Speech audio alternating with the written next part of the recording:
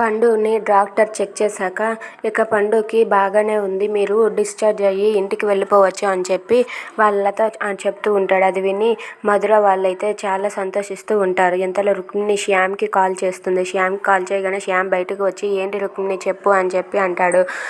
ఏంటి పండుకి డిశ్చార్జ్ ఇచ్చేశారంట కదా, ఇప్పుడు పండుని తీసుకొని మన ఇంటికి వచ్చేద్దాం, ఇప్పుడే వస్తున్నాను హాస్పిటల్కి అని చెప్పి రుక్మిణి అంటుంది. అది విన్న శ్యామ్ అయితే ఒక్కసారిగా షాక్ అవుతాడు. ఏంటి నువ్వెందుకు హాస్పిటల్కి రావడం, నువ్వేం రావద్దు అని చెప్పి శ్యామ్ అంటాడు.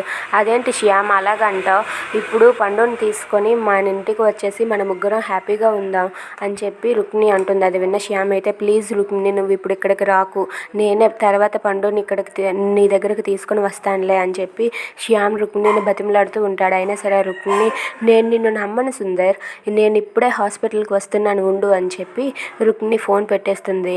దాంతో శ్యామ్ అయితే చిరాకు పడుతూ ఉంటాడు. If you like this video, please like, share and subscribe. Thanks for watching.